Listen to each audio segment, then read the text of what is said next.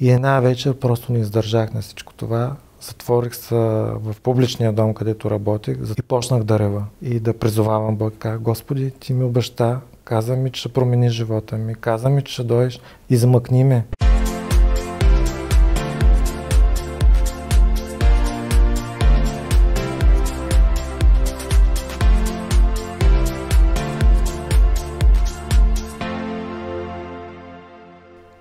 Γεια σας. Καλώς ήρθατε στην εκπομπή κατά Ιωάννη 3:16. Είναι μια εκπομπή στην οποία οι καλεσμένοι μας μιλούν για τον τρόπο με τον οποίο γνώρισαν τον Κύριο Ιησού Χριστό. Πώς ήρθε στη ζωή τους, πώς το συνάντησαν. Και έτσι η ζωή τους άλλαξε. Σήμερα μαζί μας είναι ο Влади. Здравей, Влади! Здрасти, много ми е приятно. Здравейте на всички. Влади, аз четах твоята история, твоето свидетелство. Трябва да ти кажа, че съм много развълнувана, впечатлена от твоя живот. Ти още от малка възраст по някакъв начин Господ е докоснал, вярата е влязла в сърцето ти. Но след това обстоятелствата в живота са те отвели по един път, по едно нанадолнище, в което са се преплели и наркотици, и проституция, и затвор, и трафик, и окултизъм малко, опити за убийство. Но във всичко това Божията ръка е била върху теб, за да стигне до момента, в който наистина да те измъкне и да пререже въжето, с което тъмнината те е дърпала. Разкажи ни, Влади, за детенцето, Влади. Започни от детските години твоята история. Ами аз съм, първо да кажа за пред хората, нали, че съм от България, от град Русе. Това е северен град в България.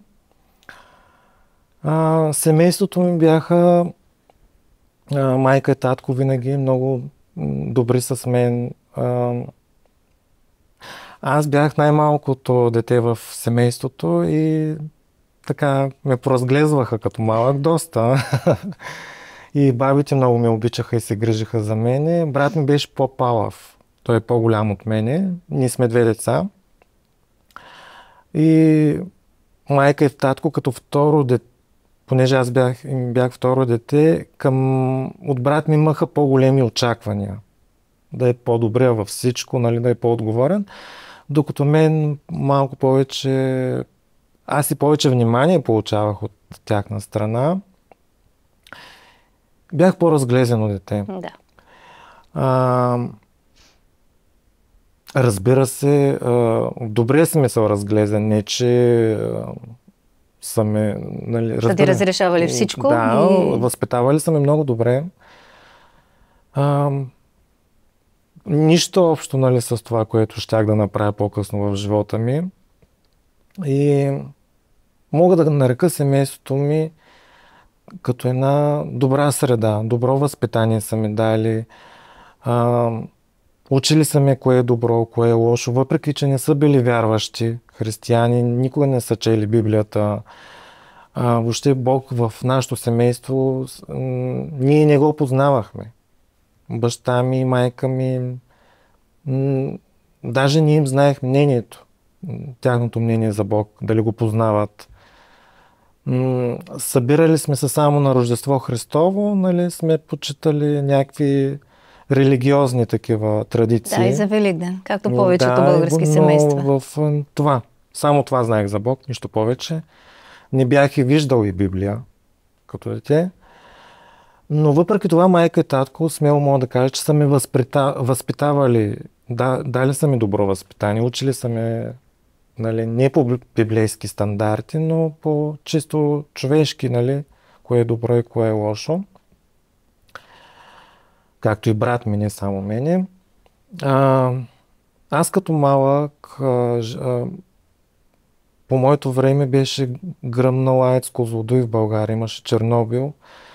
И понеже беше замърсен въздуха, ме отглеждаше баба на село. И там беше моята първа среща с Бог.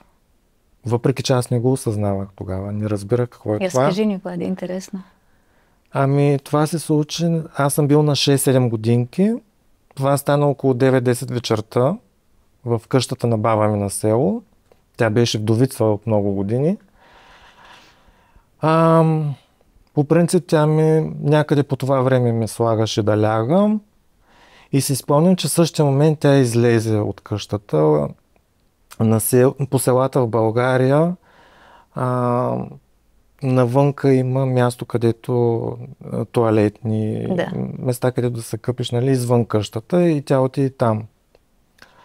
И ме остави за малко сам вътре в къщата. И точно тогава при мен се яви един изкрящо бял гълъб. Това става 9-10 часа вечерта. Обаче аз такъв бял цвят в реалния живот просто не мога да го опиша. Толкова е бяло, толкова лъскало, толкова изкрящо. И си спомням, че неговите очи на гълъба, когато ми се яви този гълъб, от неговите очи изразност излизаше една любов. И тя беше толкова силна любов към мене, че просто стаята се изпълни с една любов, с един мир. Аз тогава не осъзнавах, нали, какво се случва, но това ми е най-ясният спомен от детството. Няма друг по-ясен от този. Каза, че си бил 6-7 годишен. 6-7 годишен, да. И не изпитах никакъв страх. И другото, което сега си спомням, че ми правеше впечатление, че моят слух беше увеличен. Аз можех да чувам вятъра навън около къщата. Просто имах изострени обоняния. Нали, чисто по-човешки, които нямаме толкова изострен слух и зрение и така нататък. И това продължи около 2-3 минути някъде. И изведнъж чух стъпките на баба ми. Тя започна да влиза в къщата и гълъба изчезна. Но това остане ли някаква трайна следа в теб? Да, аз първоначално бях много изненадан. То ми даваше едно спокойствие, както казах, една любов, че аз просто даже не можех да го обясня. Аз бях прекалено малък, нали. За съжаление не помня. Аз може би съм казал на баба ми тогава какво се е случило. Не помня тя дали ми е повярвала или не, какво ми е казала. Но най-вероятно е тя да ми е казала, че си въобразявам, защото аз така или иначе спрях да го разказвам това видение на други хора. Явно ми го е казала, нали, е тръгнала да ме убеждава, че това е мое въображение.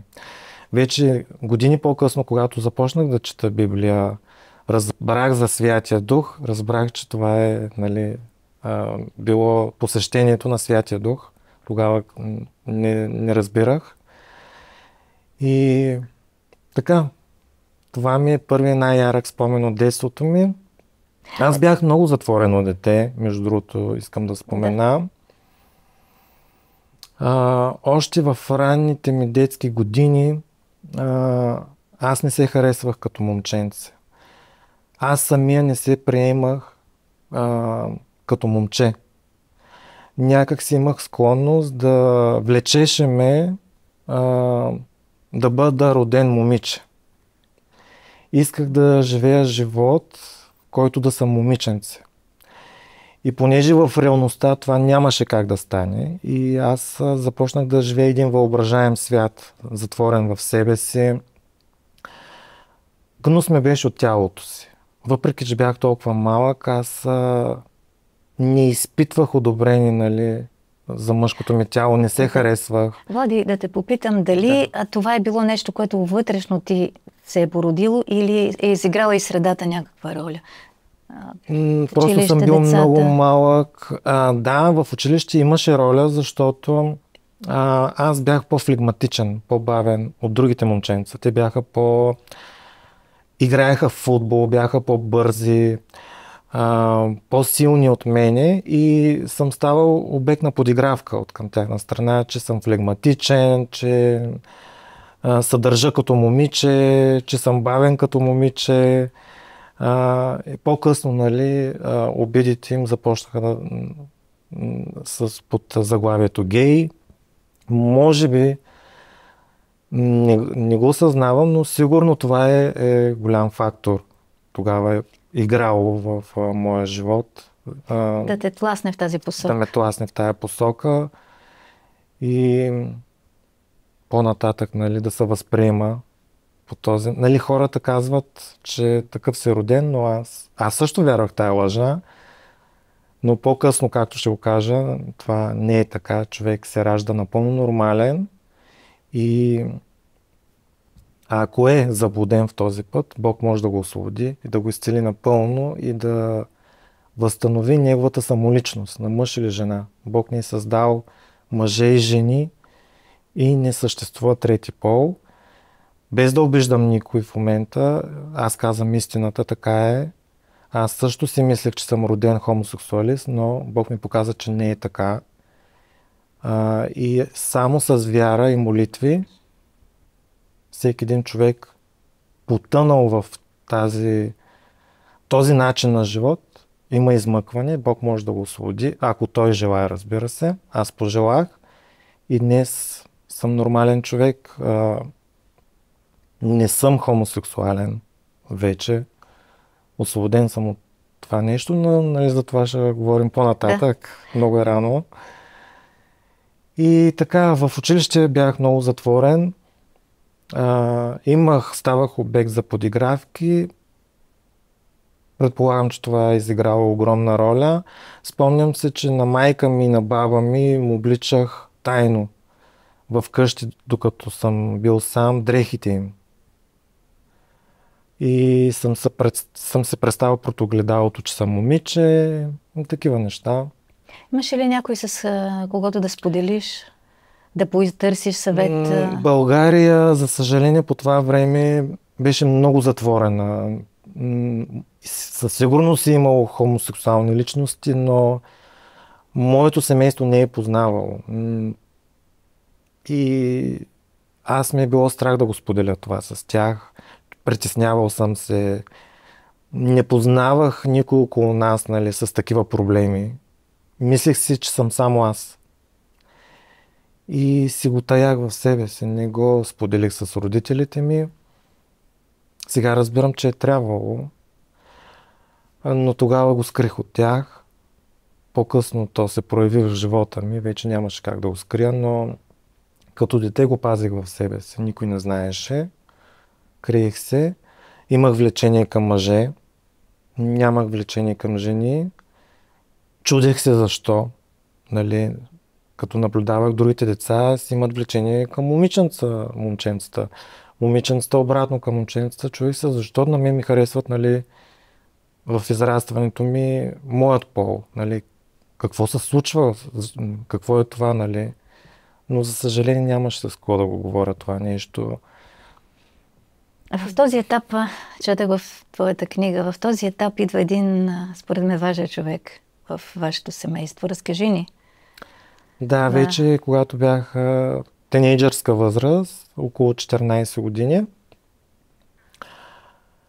дойде една жена, майка ми беше заминала да работи в Гърция, тук, да гледа възрастни хора, понеже България тогава беше много тежък период, икономически, и за да си подпомагаме, нали, семейството, майка ми дойде тук в Гърция да работи.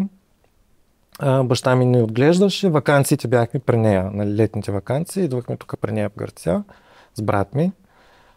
Иначе просто останалото време баща ни се грижеше за нас. Но моята баба, майката на майка ми, тя се разболя от Алцхаймер. И понеже майка ми по това време беше в Гърция, баща ми работеше, нямаше кой малки деца, нямаше кой да се грижи за нея. Трябваше някой човек, който да я отделя специални грижи. И майка ми на една жена да се грижи за нея. И тази жена се оказа вярващ човек, много отдадена на Бог. За първи път покрай нея се запалих да чета Библията, тогава разбрах за видението със Святия Дух като малък. За първи път видях човек, който се моли. На мен това ми беше чуждо и странно преди. Тя пееше на Бог, молеше се. Аз в нея виждах една светлина. Непресторена. Не беше такава, нали, как да го обясня, да се преструва. Беше истинска, беше позитивна. Гледаше баба ми като нейна майка. С такава любов. Нас нагледаше с брат ми като все едно сме нейните деца.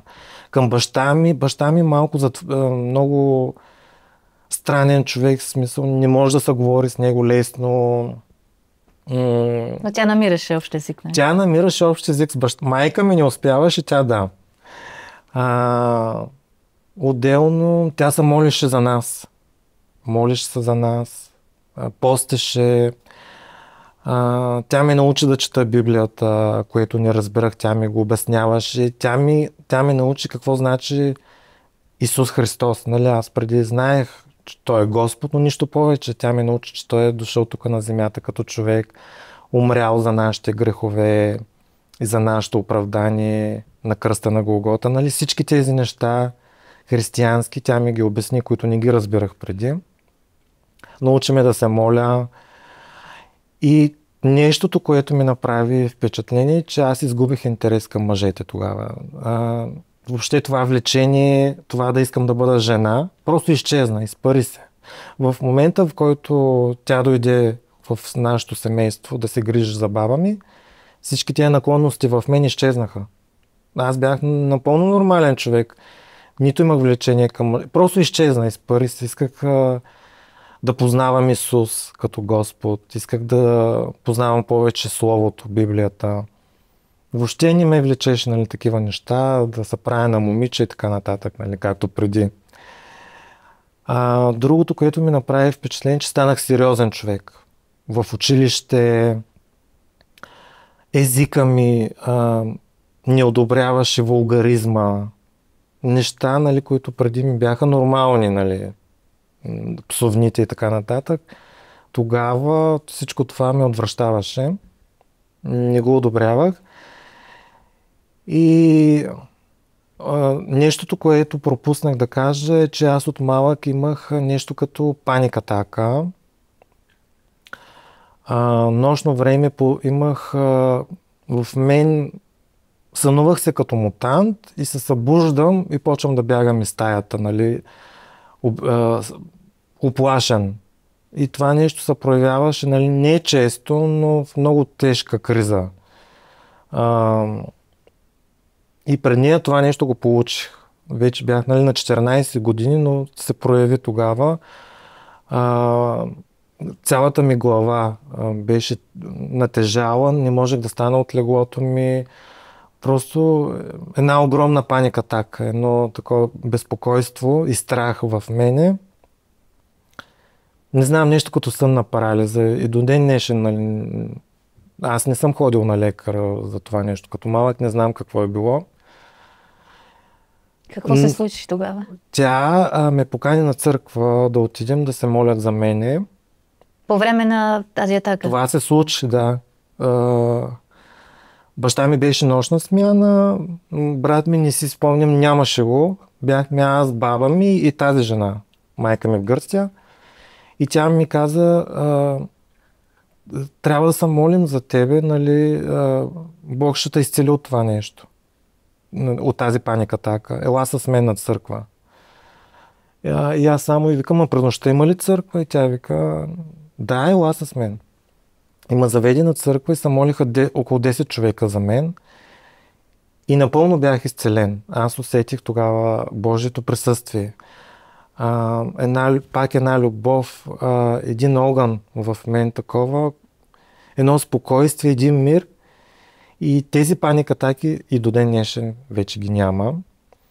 И тогава аз казах, Господи, аз искам, приемам те за мой личен спасител в живота ми, искам да стана истински християнин, искам да отдам живота ми на теб. Тогава вече бях на около тинейджърска възраст, близо 15 годишен да съм бил.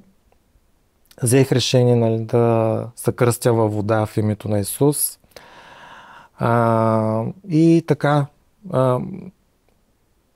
баща ми и майка ми не ме пускаха на църква, но аз ходех тайно този период. Взех водно кръщение. Не след дълго бях и кръстени със Святия Дух и с небесен език. И всичко беше прекрасно до момента, в който майка ми и баща ми не разбраха, че аз посещавам, нали, ходя редовно на църква с тази жена. Станал съм вярващ, чета Библия и се моля.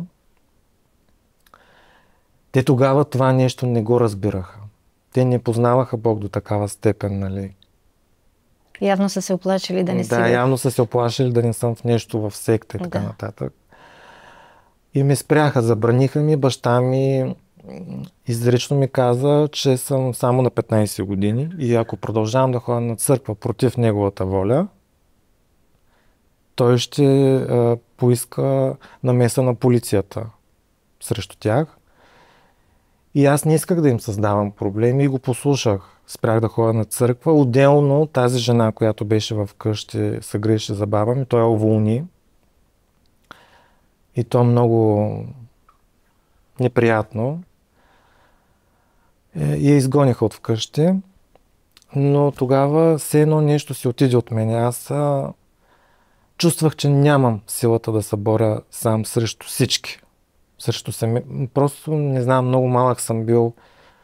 Сега, ако ми се случи, нали, вече по друг начин, тогава се оплаших и от баща ми, и от всички тия заплахи и такова. Разбира се, не съм спрял да вярвам в Бог. Няма как, аз вече... Сърцето ми искаше Бог. Но спрях да ходя на църква, за да не създавам проблеми, нали, на хората заради мен. Все пак бях непълнолетен. Какво се случи? Аз много исках да нараня баща ми. Казах му, добре, ти ме спираш сега от нещо добро. Аз се бях научил и да пуша цигари в училище от малък и когато повярвах ги спрях. И викам, ти ме спираш от нещо добро.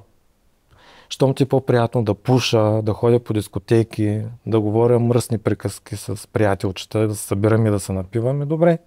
Щом искаш това за мен? И той така стига ми говори глупости, нали, знаеш как реагират хората, но наистина аз тръгнах по много лош път. Почнах не само напук на баща ми, просто света си се върна в мен. Старата среда, лошата компания. Тогава, нали, се събирах само с хора, които се молим заедно, говорим си с любов и така нататък. Младежки групи. След като излязох от тази среда, се върнам към моята старата. Там цигари, бягахме от училище, гледахме порнография, научих се да пуша и марихуана. И Святия Дух не присъства. Той не одобрява тези неща и аз го разбирах, че не мога да служа на двама господари. И за съжаление избрах лошия път. Почувствах се виновен. Да, в тези моменти, когато съгрешаваме по някакъв начин, нашето съзнание е малко затворено за присъствието на Бог, който е вече в сърцето ни. Да, и съчувствах една вина. Изпитвах. И това ни пречи да посещавам църква. И да се молим, дори лично да общуваме с Господ. Да, и тръгнах по лош път, напивах се, пуших цигари, както казах, марихуана. Желанието ми, влечението ми към мъжете се върна с още по-голяма сила. С още по-голяма сила дойде в мен да изглеждам и като жена. Открих се на семейството, че ми харесват мъже, че искам да продължа живота ми с връзки с мъже и, нали, като жена. И странното е, виж, обаче, от църквата спират, нали, от тая среда, обаче в това те разбират. Можеш ли да си го представиш? Не ти се съпротивиха да ти забранят нещо? Да. Не. съпротивата дойде, когато вече започнах да проституирам по-нататък. Но това да спа с мъже не ги притесняваше чак толкова. Нали? Не, че са го искали, нали? Всеки един родител иска неговото дете да си нормално, но не е... Са правили разбиране по някакъв начин. Вече когато започнах да пренасям наркотици, да проституирам и така, вече бяха напълно против, нали, за живота ми. Но ми разбираха, нали, това, което ми стана странно тогава, че го одобриха. Те не, че го одобриха, пак казвам, но просто сложиха един респект там, нали, да не се намесват. Може би и те не са знаели как да се борят с това нещо. Не знам. Те вече и двамата са починали. Но и двамата приеха Христос, преди да починат. Това е много хубаво. Да, това по-нататък ще го кажа. Така. Как се разви живота ти в тази посока? Отказах се да уча. Навърших 18 години. Преди това се заблуждавах, че като навърша 18 години ще се върна на църква, при Бога всичко ще мяхара, както се казва в Гърция, но дявол един път, като му отвориш врата, няма затваряне. И на 18 години вече започнах напълно и в ежедневието ми, нали, като жена да се държа, да пия хормони женски. Започнах да се занимавам с проституция. Станах наркозависим, шмърках. Всичко, което улицата ти го предлага, нощния начин на живот, престъпност, аз влязох в тази среда. Заминах и за Гърция. Първата ми дестинация, която посетих, беше Гърция. Дойдох тук да работя и съм работил на булевард Цигро и на Кавала тук в Гърция. Проституирах като транс.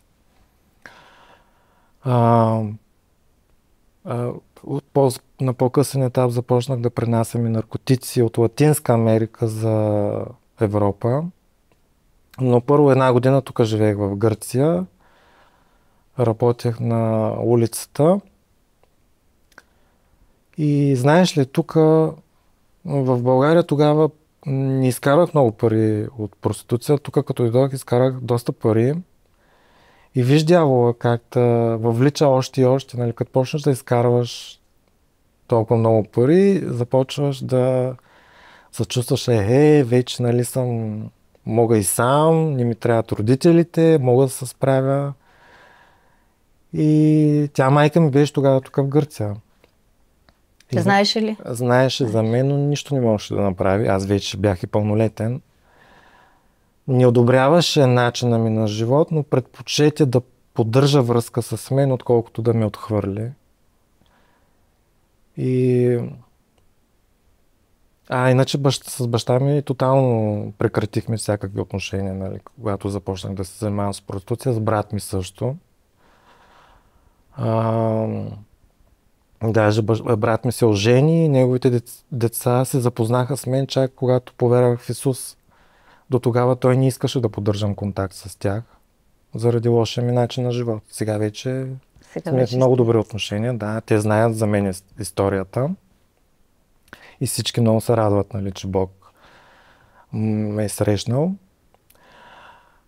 Но да продължим за тогава. И тук имах много проблеми с полицията в Гърция, понеже е незаконна проституцията и постоянно ни прибираха.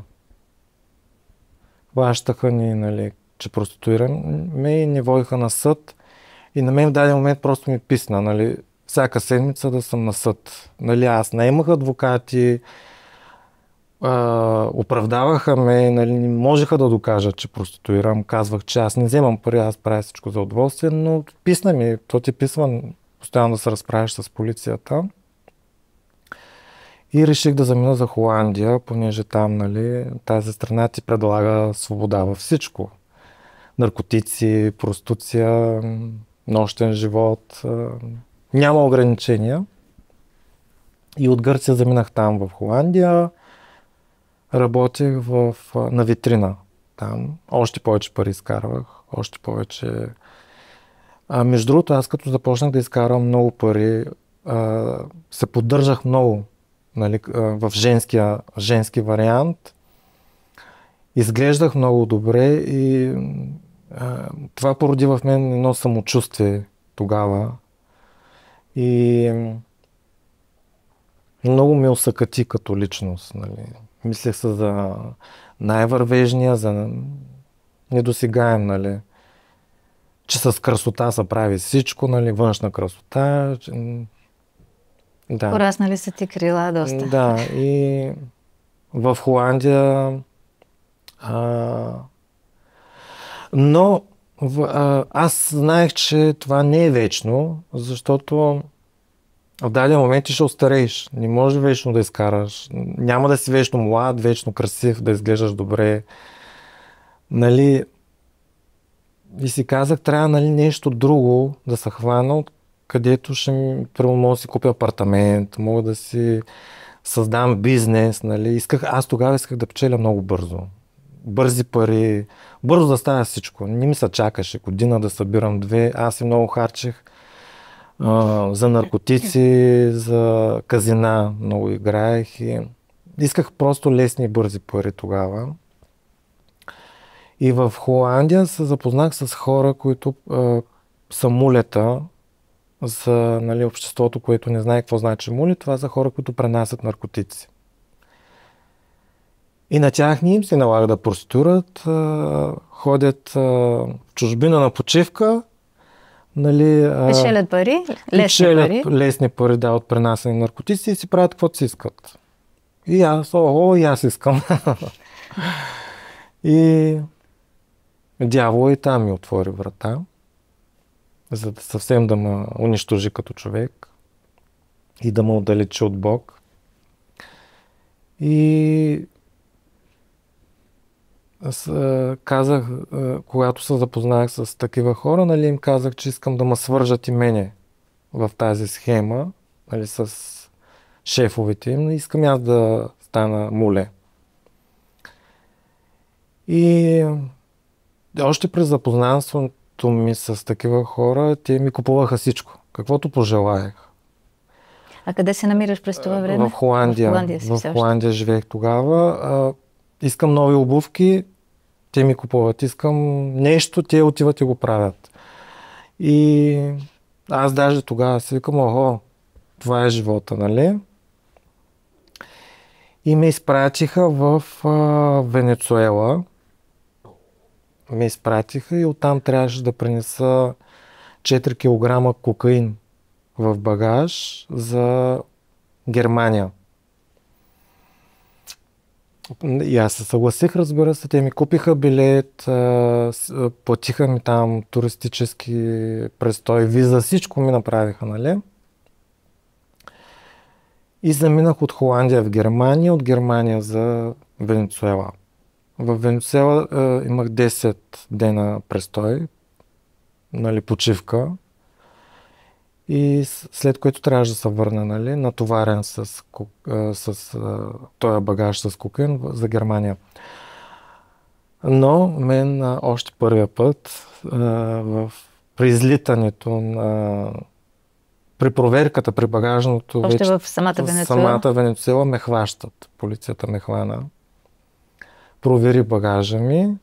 Той беше в гумите на багажа, но не знам. Това са професионалисти просто. Там е майката на... Те знаят за какво става на въпрос. Професионални. И хванаха ме. И трябваше да вляза в затвор. Аз като чух затвор, отначало си помислих, нали, затвор за жени, защото аз изглеждах тогава като жена, нали. Който ми казаха, не. Ти си с мъжки паспорт, не си опериран, нали. Влизаш в мъжки затвор. И ми казаха 10 години. Тогава си спомням, че просто света ми се срина. Аз казах, не е ли по-добре да фанете да ме убият, отколкото да влизам за 10 години в затвор. Просто все едно ми издаваха смъртна присъда тогава. И 10 дена ме държаха в едно военно общежитие. Аз тогава не разбирах испански, там са испаноговорящи и не зная защо, с едни белезници за парапет.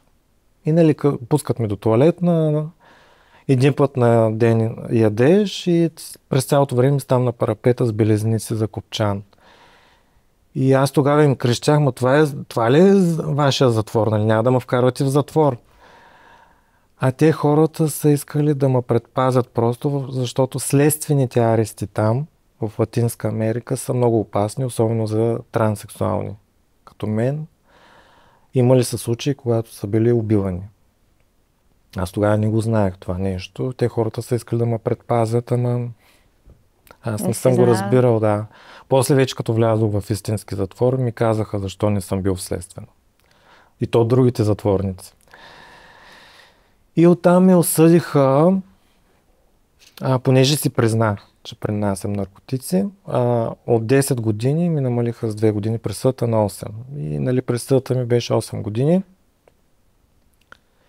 И така вкараха ме в затвора.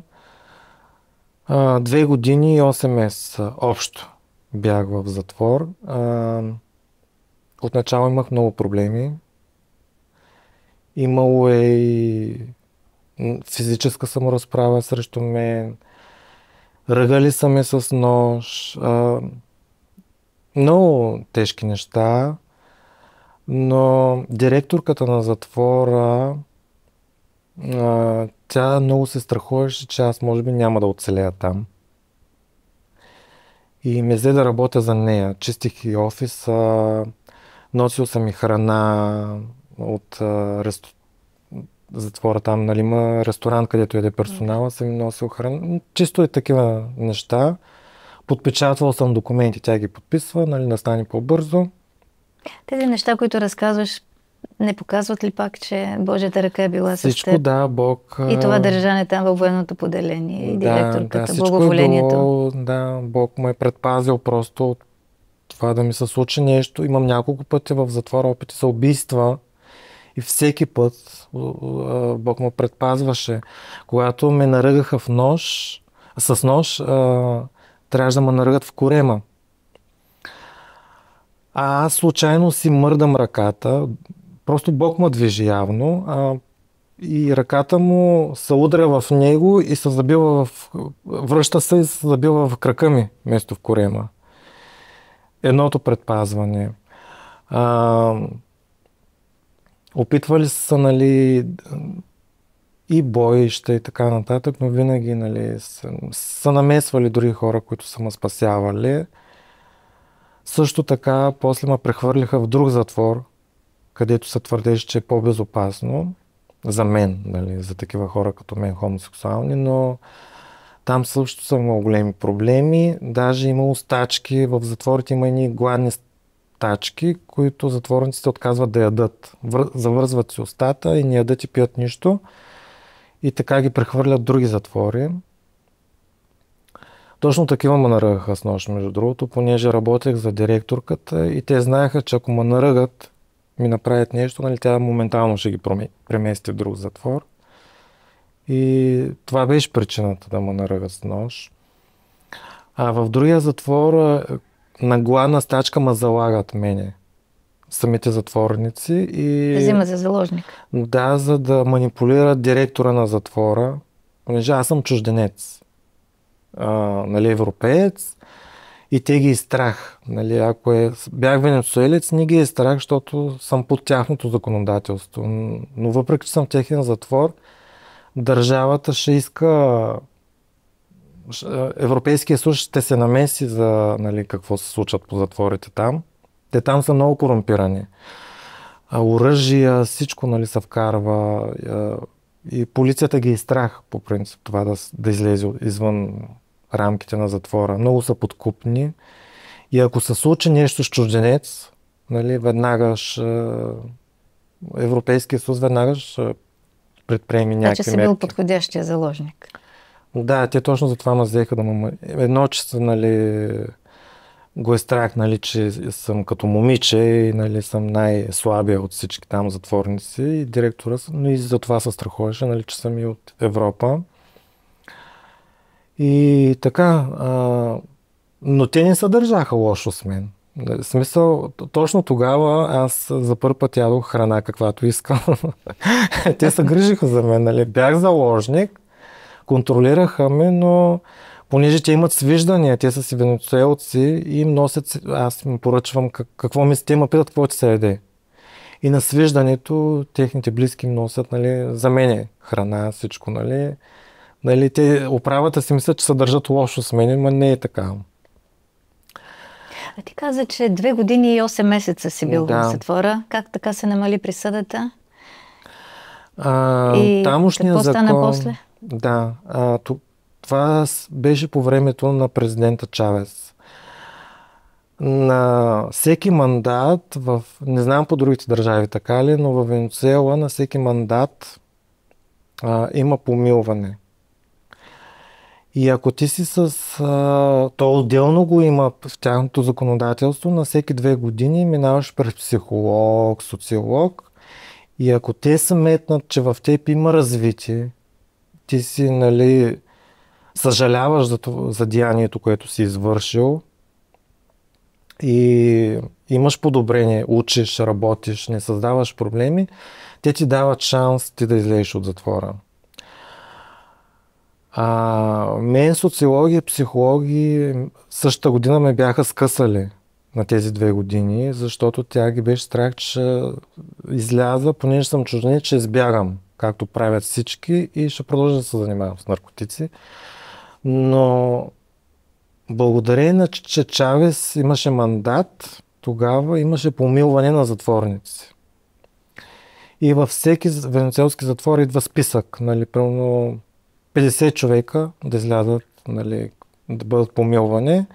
И в нашия затвор бях един от тези, нали, за помилване.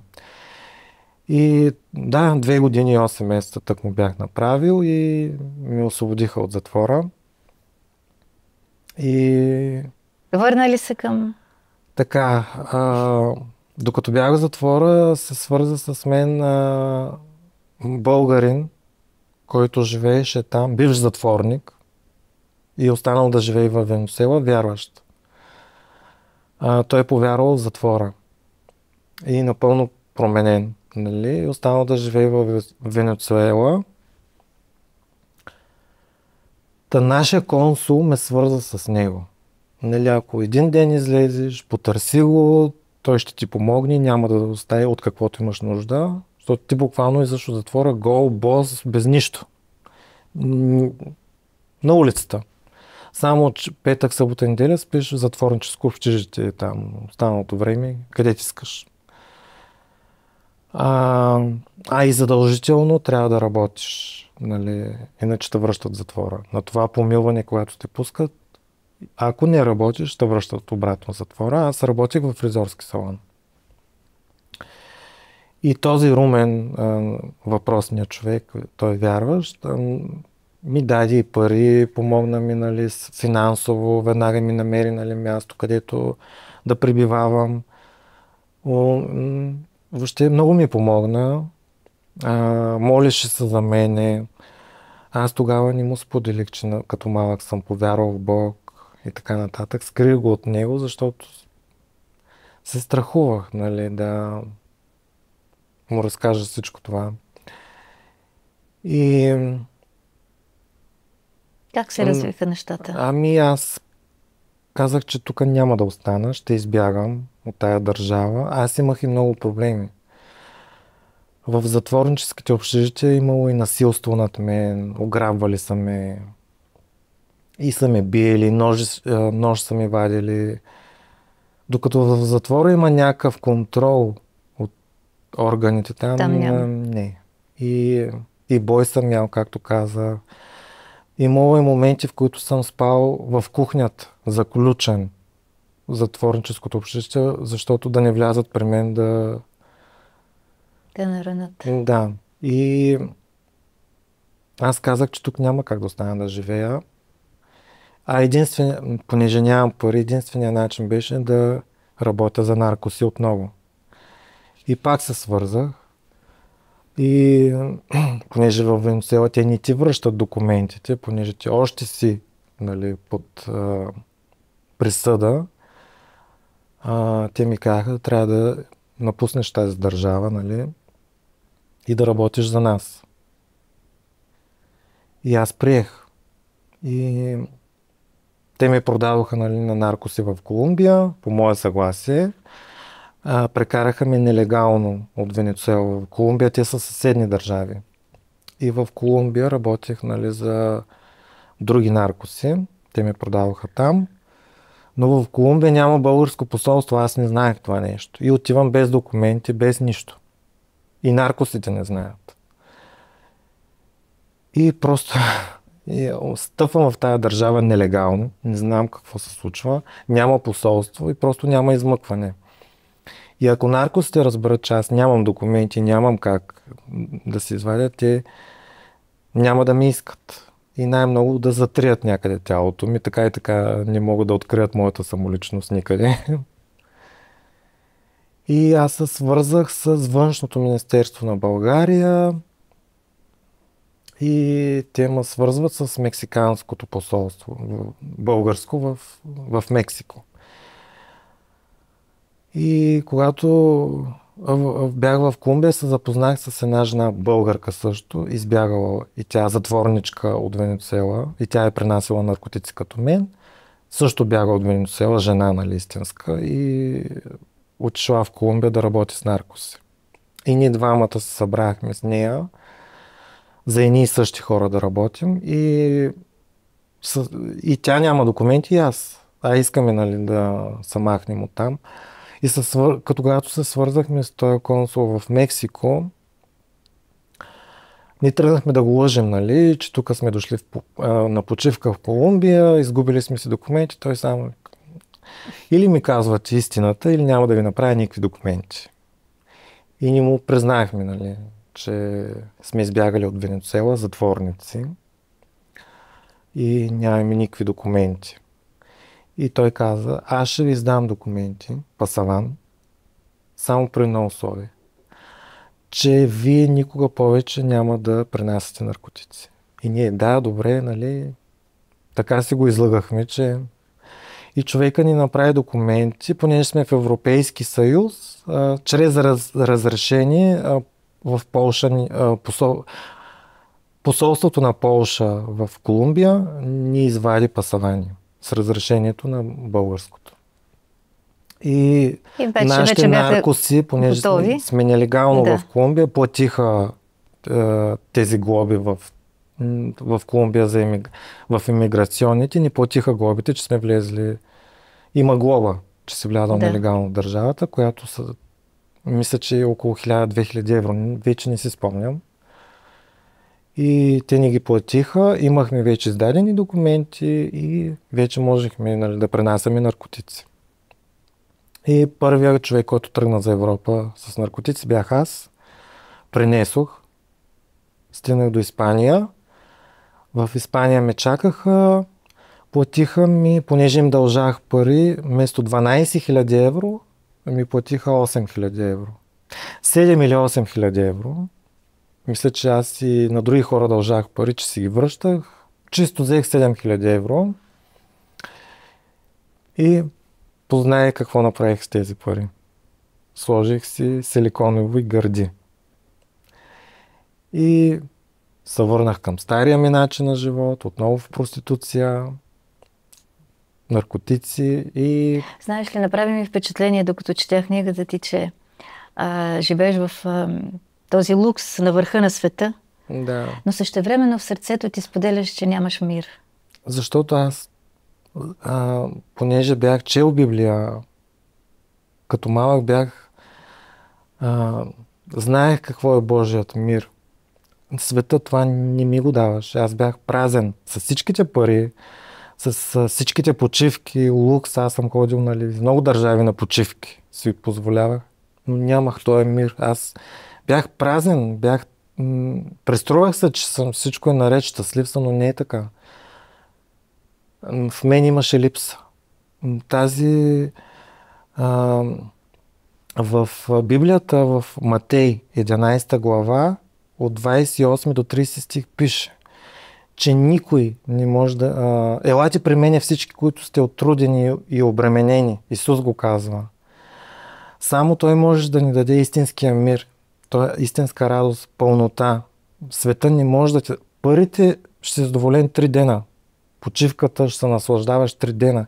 Но този мир, това щастие и радост от Святия Дух само при Исус го има. Независимо дали работиш шивач, дали работиш... може да не ти се е стекал живота като мене, нали, в престъпност. Може да си съвсем нормален човек, никога да не си пушил, никога да не си вземал дрога, да си проститурал и така нататък. Но животът ти без Исус е празен. Това щастие, тази радост, тази любов, само Той може да ти го даде. Само Той е кротък и благ. Само при Него има радост, при Него има пълнота. Няма обремененост при Него, няма... Различно е. Как стана тази трансформация при теб? Как стана? Разкажи ни за този момент. Това беше преди 5 години. Значи аз се прибирах в България само за няколко седмици да видя майка ми и баща ми и се връща. Последно живеех в Германия. Аз от Холандия после, нали, и по други държави ходех, работех в интернет. Продавах тялото си, но като цяло вече се бях установил и живея в Германия и работех в публични домове. Бях се прибрал в България и в мен имаше едно вътрешно усещане да постя. Не знам. Едно огромно желание, което беше по-силно от мене. Аз знам какво значи пост, защото съм го правил като малък, нали, библейски пост, но тогава това нещо беше много силно. И все едно вътрешен глас в мен ми казваше пости, пости, пости. Даже го споделих на майка ми. Тя, нали, тогава не беше още вярваща, но и го споделих. И тя вика, пости, може пък Бог да иска да... Моите родители вече съжаляваха, че съм спирали от църква и така нататък. Пости, може Бог да ти каже нещо. И аз тогава се затворих 24 часа в един апартамент, си наех в София, специално за това, и се затворих в него. 24 часа, никаква телевизия, никакъв интернет, телефон, нищо. Само четях Библията. За първи път толкова много да чета Библията от години, нали. Християнска музика, проповеди, нали, нищо друго от света. Нито цигари, без вода, без ядене, така 24 часа и молитва. И тогава единственото, което помня по време на поста, казах: Господи, цял живот ти правиш за мен. Спасяваш ме от всякакви ситуации, помагаш ми във всичко. До мен си навсякъде. Дори в най-дълбокия грях, който вършех. Дори, че продължавам да живея грешно, ти към мен винаги се държиш с любов. Искам и аз нещо да направя за тебе. Така го казах. И нищо. Минаха тези 24 часа, обаче преди 20 минути преди да изляза от поста да ми свърши, дойде една тъга в мене. Все едно Бог е до мен и го усещам как той плаче. Той страда. И много силно се разчувства и тогава пак като че ли дойде вътрешен глас в мене, в сърцето ми, каза: след 20 минути те губя. И аз, нали, се питам, защо? И той, пак си отиваш от мене, отиваш отново да живееш без мене, в греха, в старите неща. Толкова хубаво ми беше с тебе. Просто не мога да ти го опиша, нали. Самия Бог да ти каже, че му е приятно, хубаво с теб. че си отделил време за него, да. И много страдах после. Наистина след 20 минути започнах да пуша, да се друсам и всичко по-старому, но това нещо стана в сърцето ми, тая болка, нали, че те губи. Че го наранявам него и да, че ме губи. И аз тогава се свързах, сетих се, че този човек от Венецуела, българина вярващия, вече се е върнал в България и живее там, в София. И аз не смех да отида сам на църква, но си казах, ако той ме заведе, ще отида, нали, ще имам смелост да вляза в църква. Аз тогава не смех и викам, о, не, аз съм толкова грешен, нали, как ще отида на толкова свято място. И се свързах с него, той толкова много се зарадва, нали, че казвах му, че съм постил и така нататък. И с него посетихме една църква в София. Но аз продължавах да живея стария ми начин на живот. Нямах сила просто да спра. Влечеше ме да спа с мъже. Всичко си беше едно и също. Но сърцето ми страдаше. Исках да се върна при Бог, но не намирах път. И вече настана време да се прибирам за Германия. И той Румен се казва, въпросният човек, ми звъни. Нощта, значи на сутринта 5 часа ми беше полета от София до Германия. Той ми звънна 10-11 вечерта, нещо такова. И ми се обажда, вика, трябва да се видим много спешно. И аз викам, кажи ми го по телефона, нали, какво ти можеш да ми кажеш спешно, защото аз искам да си почина на сутринта, ми е полета. Не, моля ти се, трябва да се видим на живо. Не мога да ти го кажа по телефона. Викам, не става, Румене, изморен съм. А ако имаш да ми казваш нещо, кажи го по телефона и му затварям. Тоест малко пак звъни. Вика, не, въпреки че имах женско име Вивиана, той ме наричаше с истинското ми Влади, нали, извиняваше ми се, но той си казваше, за мен ти си Влади. Бог те е създал така. И той ми казваше, Влади, моля ти се, трябва да говорим. И аз викам, не мога, Румене, съжалявам, много съм изморен, и пак му затварям. И той пак звъни. И ми каза, ако ти не ми позволиш да говоря с теб, ще си имам проблеми с Бог. И аз тогава се стреснах. Плаших се, викам, але, човека ще има проблеми с Бог заради мен, нали. Не знам за какво ще говорим. И викам, добре, айде набързо да пием кафе на центъра, нали, някъде и после му остави да си почивам, че пътувам. Той ми каза, да, много бързо ще пием кафе, вика. И излязохме на едно заведение на центъра на града. И аз очаквам сега, нали, да почне да ми казва кога ще престанеш, нали. Нали знаеш, един човек... Да те изобличава. Да. За... А той ме прегърна, целуна ме, каза ми, много ще ми липсваш, нали, и аз само седа и го гледам, нали, аз знам, че той е напълно вярващ, напълно даден на Бог, нали, не съм имал задни мисли, нито той. И си викам, нали, какво значи всичко това, нали, какво иска да ми каже. И той ми вика, Бог специално ме правите да ти кажа, аз се молих за тебе, че обичате с цялото си сърце и иска да се върнеш при него. И това нещо, като ми го каза, аз само спрях да чувам на първото изречение. Исус те обича, иска да се върнеш при него. И това нещо се едно една стрела излезе и невидима и се заби в сърцето ми. Нали, тръпки ме побиха. И си каза, Господ мен обича грешния, ама ти, Румене, много добре знаеш с какво се занимавам аз. И той вика, много те обича Исус, иска да се прощава ти за всичко.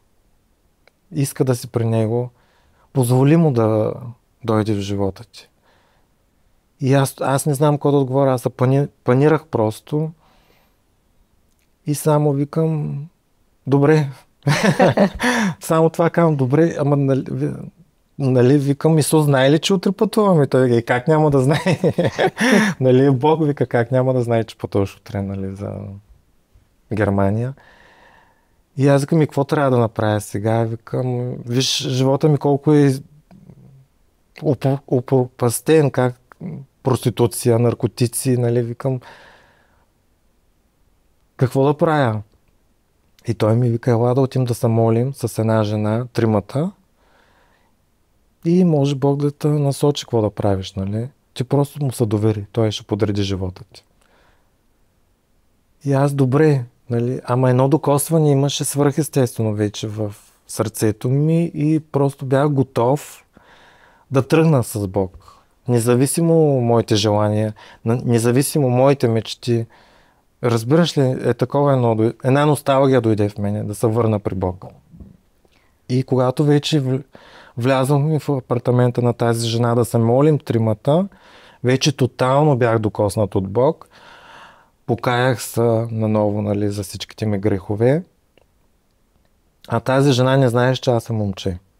Тя си мислеше, нали, че момиче някакво е довело. И въпреки, че беше толкова късно, тя ме прие с любов, нали, веднага беше готова да се молим и така, нали, в тях. И аз си викам, Боже, има ли такива добри хора, нали, така да те посрещат непознат човек. И тя има дарбата да пророкува и докато се моли за мене, си спомням Бог какво каза. Дете мое, дявол е турил 7 нечисти духа в тебе, но аз ще те освободя.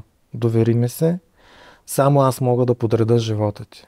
Ако ти се оставиш в моите ръце, аз ще те освободя и ще те променя. Довери ми се. И аз казах, да, Господи, готов съм. И на сутринта, след молитвата, аз се прибрах в къщи, на сутринта си пътувам за Германия. И 6 месеца нищо не се случва. Вече сърцето ми, нали, друго беше. Но продължавам стария ми начин на живот. Продължавам да шмъркам, продължавам с проституция, всички тези неща. И една вечер просто не издържах на всичко това. Затворих се в публичния дом, където работих. Затворих си стаята сам, нали. И почнах да рева. И да призовавам Бог. Казах, Господи, ти ми обеща, каза ми, че ще промени живота ми. Каза ми, че ще дойдеш. 6 месеца минаха, нищо не се случва. Аз съм си тук. Измъкни ме. Почнах да се, нали, сетих се за Мария Магдалена. Нали, тя също е била проститутка, Бог как я освобождава и променя. Викам, тя се промени веднага, виж, при мен няма никаква промяна, нали, Господи, моля ти се. И цяла нощ съм ревал, плакал съм, молил съм се, изповядвал съм се, викал съм към Бога, нали, не че да викам, ами така вътрешно. И си спомням, че толкова силно ревах, че аз не си спомням друг момент, нали, освен като влизах в затвора, такъв плач, нали. И на сутринта, по принцип, при наркозависимите сутринта имат главоболие. Аз бях също така. Аз вече нямах вкус към храната. Аз имах, като станех сутрин, цигара, кокаин да шмъркам, не изпитвах глад за храна. Изпитвах глад да шмъркам, да друсам. Тогава се събуждам тая сутрин, никакво главоболие, все едно съм спал една седмица. Един мир, едно спокойствие в мене. И още докато се освещавам, нали, сетих се, че съм ревал предната нощ, плакал съм, нали, покаявал съм, съвикал съм към Бога. И по инерция тръгвам да си паля цигара. И тръгвам да дърпам цигарата. На мен ми стана толкова противно едно отвращение. И още не мога да зная, загасяме, нали, цигарата, хвърляме и викам, тези хора, какво им харесва да пушат тези цигари, толкова е гадно. И си викам, чакай, аз съм пушач. Аз съм пушач, какво се случва, нали? Аз още не мога да се осъзная. И само правя така и тръгвам сламката да вземам, да шмъркам кокаин. Нали, приготвям си линии на чинията. В момента, в който тръгвам да шмъркам, ще повърна. Само миризмата на това нещо ми се повдигна.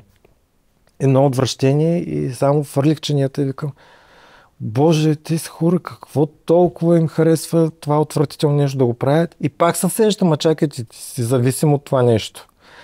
И тогава си казах, дали не съм освободен, дали Бог не ме е освободил предната нощ. И само казах, Господи, ако е така, моля ти се, дай ми знак. Искам да го, нали, аз по-човешки тръгвам, нали, искам знак. Нали. Пак паля цигара да видя, нали, пак също отвращение. И аз продължавам, Господи, дай ми друг знак, искам, нали, нещо друго. И Само с един клик на мобилния ми телефон попадам на... Аз тогава не слушах проповеди, но тогава попаднах на една проповед в YouTube. Само с един клик на телефона ми, нали, желание, мисля, че се казваш, или нещо такова. Или решение. Решение, да. Желание, решение. И аз си викам, да. Аз тогава се сетих, нали, Господи, да, ти искаш от мен. И желание, решение, защото ти няма да направиш нещо на сила, аз трябва да кажа да, че съм готов. И казах, Господи, решавам, отдавам живота ми на Тебе, предавам сърцето ми, бъди мой Господ и Спасител лично, посвещавам живота си на Тебе, искам да бъда Твой образ и подобие, искам да бъда променен, искам да бъда новороден от Духа Ти, искам да живея за Теб. Избирам от този момент нататък вече наистина никакви компромиси с греха, нищо. Дори ако трябва на палатка ще живея, Господи, само да съм при Тебе, нали? И казах го от това нещо, имах някакви събрани пари, мисля, че вече съм забравил, той са 5 години, както е минало, но купих си самолетен билет, казах на всички, нали, че се отказвам, няма да проституирам повече, не ме интересува. И отивам, прибирам се в България за винаги. И те всички ми, ти не можеш да работиш нищо друго, нали, какво ще правиш там? Ти, вика, да не си взел свръх нещо, да се надрусал, нали. Чудят се на такива решението коментари, ти, да. И не, викам, отивам при Исус, той ще ми помогне за всичко. Ще видите, няма да ме остави. И нали, някои ми казаха, браво, много се радваме за тебе, нали, но други, повечето ми казаха, няма да се справя. Вика, след една седмица си тука. И аз викам, Господи, и аз пак викам, нали, Господи, с Тебе съм. Искам да бъда с Теб и знам, че няма да ме оставиш.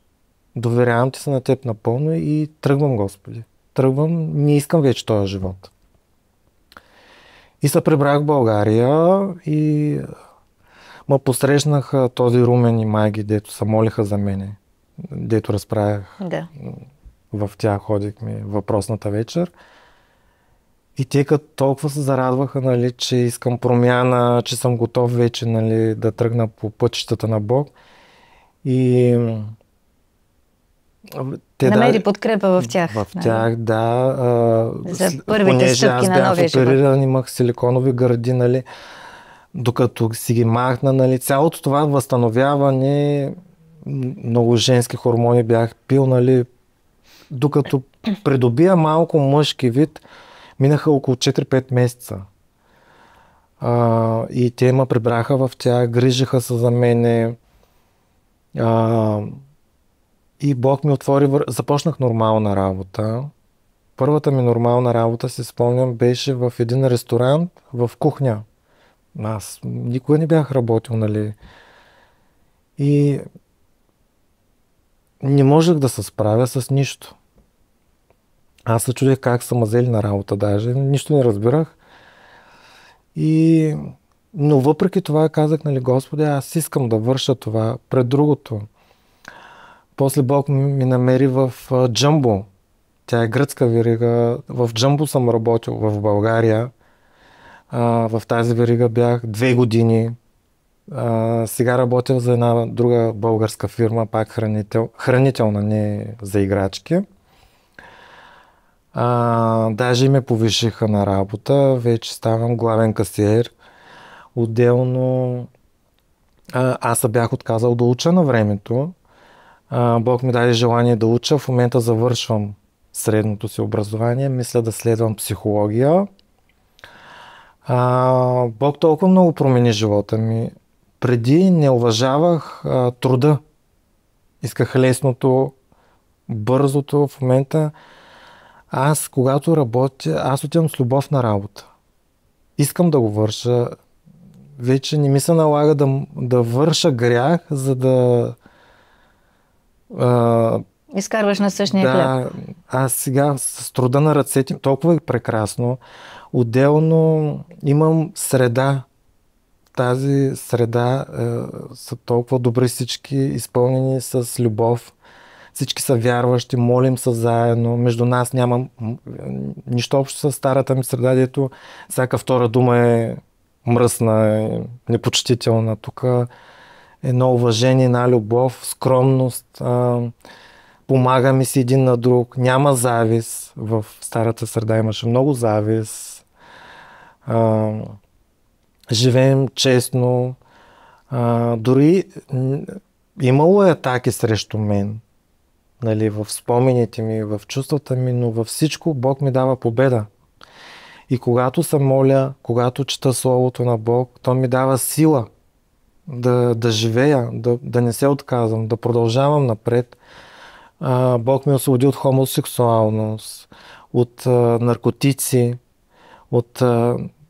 в момента не пуша, не пия, нямам. И интересното е, че ако тръгне човек сам да се освобождава, на него му ти ако си пушач, нали, мъчиш се да не пушиш, но ти се пуши. Когато Бог те освободи, на теб не ти се прави това нещо. Не ти се пуши, не ти се играе казино, не ти се проституира. Промяната е дошла отвътре навън, Промяната е свръхестествена, да, отвътре навън. Много е хубаво, когато живееш с Бог, защото Създателя на Земята, на нашата планета, Той те движи, Той ти показва това е правилно, това не е правилно, Той те възпитава. И пак казвам, този мир, който Исус ти дава, в света няма да го получиш. Дори в работата ми колеги са ми казвали, нали, как може да си толкова спокоен, как може да си толкова ненапрегнат, как може, нали, всичко да го приемаш толкова позитивно с усмивка. За всичко това е виновен Исус. Само това е. И Святия Дух. И сдобрих се с баща ми, с майка ми. Те починаха и двамата, но и двамата приеха Христос. Семейството ми, когато видя промяната в мен и че това, че когато допуснах Бог в живота ми, те нямаше просто как да не видят, че това само Бог може да го извърши, че е свръхестествено. Възстановиха се взаимоотношенията и с твоя брат? Разбира се, с баща ми, с майка ми. Те бяха щастливи. С племеничките ми в момента съм в прекрасни отношения. Те не ме бяха виждали на живо, само на снимки. В момента контактувам с брат ми, ходим си на гости, с снаха ми. Просто сме в едни прекрасни семейни отношения. Брат ми е толкова щастлив, че съм докоснат от Бог. Моля се за всяко нещо и Бог ми насочва в живота ми, стъпките ми. Словото казва, че е виделина за нозете ни, за краката ни. И няма нищо по-добро от това Бог да е в живота ти, на всеки един човек. Не само на който е живял дълбок грях, нали, вече променен. Тук става въпрос за всеки един човек. И моя апел днес е към всички хомосексуални, към всички наркозависими, към всички транс, тези, които са мъже, но са оперирани като жена. И обратното, има много лесбийки. Моят апел към тях е, разбира се, с цялата ми любов към тях, нищо лошо не искам да кажа. Аз ги обичам, Бог ми научи да обичам хората и да ги уважавам, както Той ми е прощавал за всичко и ми е обичал. Но хора, има изход. Защо да не сте нормални? Защо Бог да не ви освободи? Защо да нямате нормално семейство, нормален начин на живот? Защо да не живеете спокойно? Проституцията има много лоши страни. Първо, не знаеш дали утре ще си жив. Има клиенти, които лично са ме дошели, клиенти са се опитвали да ме убият, да ме ограбят. Защо?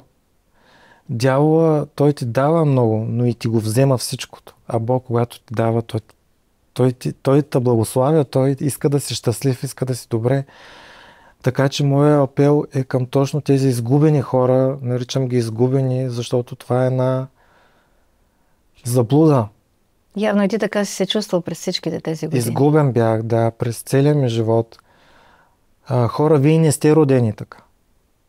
Човек не се ражда хомосексуален. Това е една лъжа от ада. Много силна лъжа, която действа. За съжаление, дори и обществото, политиката иска да ни го натякне, че това е така, дори и докторите, но това е абсолютна лъжа. Бог е създал мъж и жена, той никога не е създавал трети пол. А ако искал това да съществува, още в началото на сътворението щеш да създаде и двама Адамовци, две Еви, или нямаш да създава Адам и Ева, а пък и хомосексуалните няма как да се размножават. Бог казва, плодете се и напълнете земята, размножавайте се. Така че моят апел към тях е просто, да, не е лесно. При мен също имало много сблъсъци с това нещо, но Бог ти дава силата да излезеш от това напълно очистен и свободен. Тези хора, всеки един човек, що мен е успял да освободи, колкото и да са потънали в това нещо, им ще могат Бог да ги освободи и да ги изцели напълно от тая зависимост и объркване на самоличността. И колкото и да го крият, колкото и да го отричат и пред себе си, ти си нещастен. Нямаш мир в сърцето. Не, човек, има много хомосексуални женени и се правят на щастливи, но това не е така. Те се изневеряват, те се ревнуват до завист. Хомосексуалните връзки са едни от най-опасните, при тях има голяма ревност. Нормалният мъж и жена има ревност при тях, но при тях той е така природата. Да не говорим, че при проституцията много мъже са с теб, за да те използват. Особено при транссексуалните. Те са с теб заради парите, не заради, защото обичат или много те харесват. И не искам да обидя никой. Аз също съм бил така и съм мислил така и съм го живял така. Аз не ги съдя. Не, просто виждаш разликата. Но виждам разликата и просто го казвам за тяхно добро. Бог има по-добър план за тях, за вас. И иска да ви освободи от това нещо. И иска ви да сте напълно щастливи. При него има само щастие. Света не може да ти даде това. Наркотиците, проституцията, дори мъжа не може, ако Бог не присъства в живота му, няма как да те обича завинаги. В даден момент ще му мръзнеш. Истинските вярващи мъже могат да обичат истински жените си. Няма друг вариант. Всичко останало е поход. Знаеш света в какви нещата ни. За да намериш живот, го намираш при извора на живота, който е сътворил живота. Точно така. Влади, мисля, че завършихме една голяма история. Много в кратко. Ако нещо пропускам, може да ме питаш, да. Твоят живот наистина е много богат. Но важното е, че в момента се чувстваш намерил смисъла. Смисъла на живота Исус, той е... Последовател на Исус, да помагаш на други хора. Да. И затова си и тук в Гърция в момента. Да. Пожелавам ти наистина да бъдеш един достоен последовател Христов. Ден след ден да се приличваш на Него все повече и повече. Благодаря. И всичките добри дела, които е определил за теб, да ги извършиш. Да. И един ден, когато застанеш пред Него, наистина да имаш богата кошница с плод. Приемам. Искам само да завършим с това.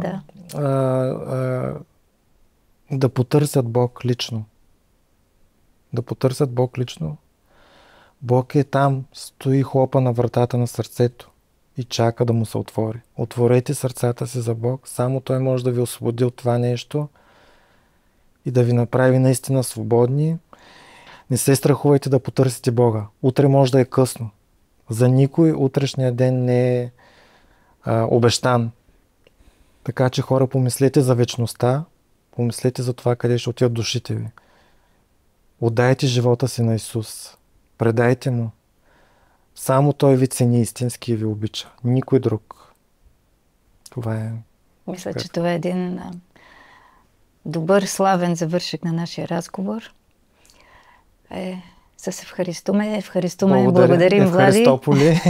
С Евхаристо, και εσάς που παρακολουθήσατε, που είδαμε πόσο πραγματικά στο βίωμα της ζωής, όπου και να βρισκόμαστε, ο Θεός μας ψάχνει, είναι δίπλα μας και το μόνο που χρειάζεται είναι να φωνάξουμε το όνομά Του και να το εξητήσουμε. Εάν χρειάζεστε προσευχή, έχετε κάποια ερώτηση ή θέλετε να επικοινωνήσετε μαζί μας, μπορείτε να το κάνετε στα τηλέφωνα που βλέπετε στην οθόνη. Ο Θεός να σας ευλογεί.